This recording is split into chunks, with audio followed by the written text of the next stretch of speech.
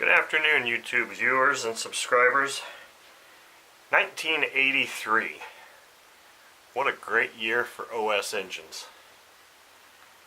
Here's one reason why.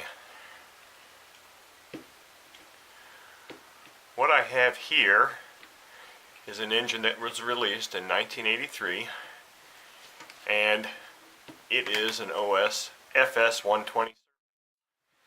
Now, according to my research, this was the only four-stroke engine that OS ever made that had split rocker arms.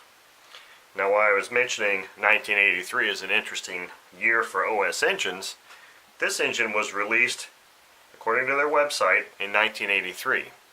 The other thing that was nice about that year is OS was actually releasing and manufacturing three totally different designs of four-stroke engines in that year. The first one being this one. The second one being an OS FS-90, which is a rear rocker engine. And the third was the FS-61, which more similarly looks like their modern offering today. Now I just want to do a quick look at this engine, and a quick look for me in these videos is I'm not taking things apart necessarily. I'm just kind of inspecting the external condition. I just received this from a fellow off of RC Groups. And this is an engine that I've actually been wanting for a very, very long time. They're seem to be somewhat hard to find, and I say that because I shop the engine ads a lot, eBay, RC Groups, RC Universe, and I have for several years, and I only come across these things very rarely. So that is where I'm getting this thing about where these things are very hard to find, because you just don't see them sold that often online.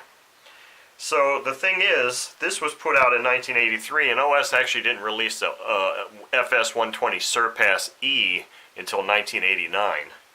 So you've got a 6-year period that these were probably manufactured and sold. And that's the thing that's odd, is that you just don't see more of them around or more of them available.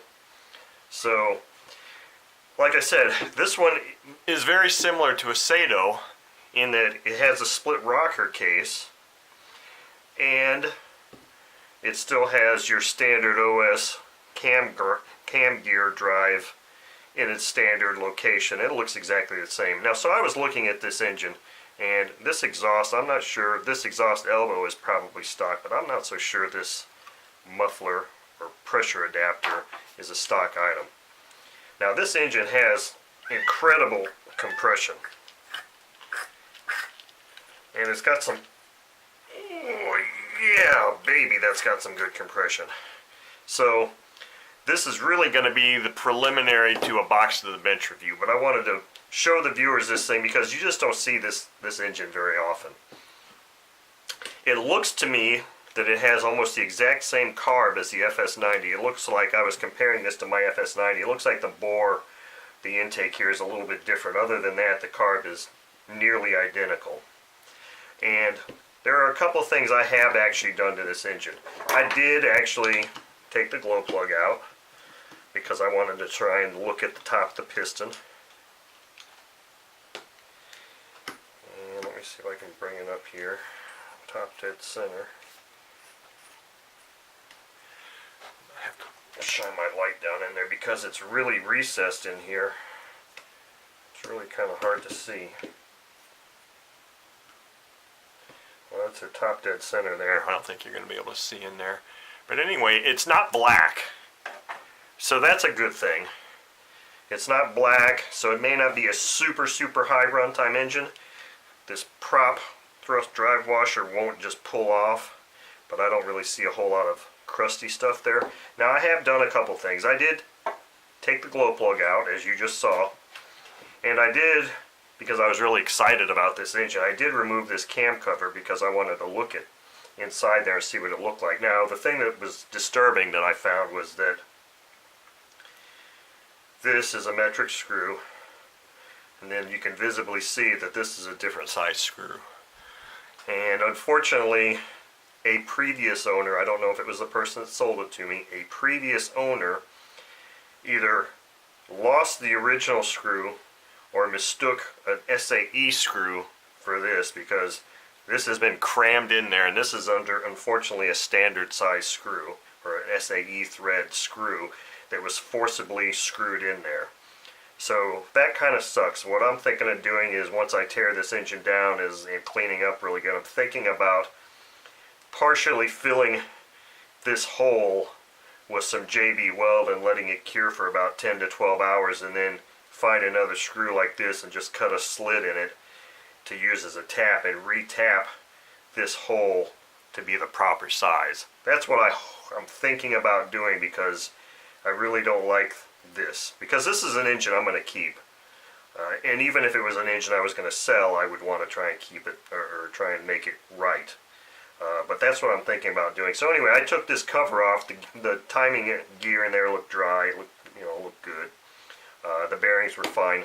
The only other thing I've seen wrong, a couple things, is this pushrod tube right here has got a little dent in it. And this part here, the fin is cracked off just a hair right there. Other than that, well, I guess not other than that, to me it looks like the mounting holes have been enlarged a bit too. Aside from these things, this engine appears to be in pretty darn good shape. Now, I have not done anything else besides take that off, and I opened up one of these rocker covers because I was very curious about that. And I'm not sure. There was a 6-year period on OS's website between the introduction of this and the introduction of the OS FS-120 Surpass, so I'm only assuming that this maintained or stayed in production for those 6 years. I want to take one of these rocker covers off and show you something here that is kind of interesting. Those of you that are familiar with Sato engines will know that, when you take a rocker cover off the Sato, the whole thing comes off, and you've got, really good access to the rocker arm. But if you look at this, you'll see that that is not the case here at all.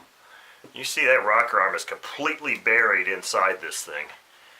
Now, the problem that presents, and possibly a reason why this design was never continued, is that I just so happen to have a set of feeler gauges that came with an OS FS-90 engine, and they happen to be 90-degree, angled ones, but they were really designed to be used on this style and the FS-61, the FS series engines.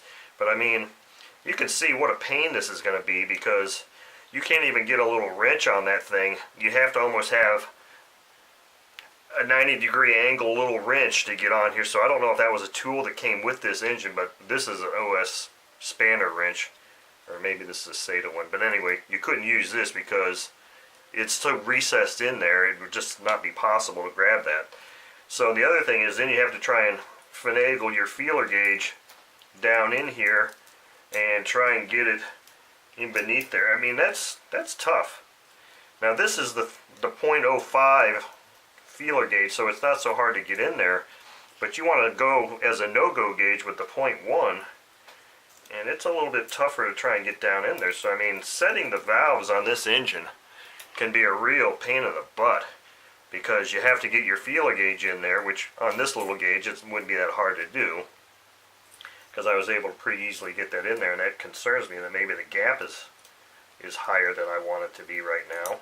But I haven't been successful in getting this .1 gauge in there to see if the gap is too high, which I don't really want to go changing it right now anyway, because if I'm going to do a box to the bench, I don't want to go changing too many things. But it's just, I took this off to demonstrate what a pain in the rear this is going to be to try to adjust the valves on this engine. I mean, right there is, and if you look real closely, here's the two holes that hold the little cover on, and then just like the FS series of engines, you've got this small rod here, or pinion, pin, that actually holds the rocker arm in place, and there's a separate little set screw right here that you have to remove or take up quite a ways, and then kind of push that thing out if you actually want to remove the rocker arm. So these are just some things that I thought were quite interesting about this engine. Now you're saying here, now the other thing is that this glow plug is really recessed in there, and there's this screw here that I'm assuming you take this screw off. I'm not going to take this engine apart at this time. Hi, Angel. You take this screw off, and I'm assuming that there's some portion of all of this maybe just kind of lifts off. I'm not sure yet, and exposes the other head screws. So I'm assuming that that's what's going to happen because this is a different color material. I don't know if I see a parting line here. I think maybe this whole mechanism comes off, but I'm not sure yet. I'll find out after I run it and after I, begin disassembly of it. Another thing that was interesting was that finding the manual for this thing online, because this engine just came as this. I didn't get a box or tools or anything with it, unfortunately. Finding the manual for this online it took me a few minutes. I did manage to find one in PDF format, so I've saved that. But it was kind of challenging. There's not a whole lot of information on these things on the internet that I've been able to find thus far. And I haven't really been able to find too many YouTube videos. I mean, I found a couple of YouTube videos that show this thing running, but none of them provided any kind of information as far as tachometer readings or what the prop size was.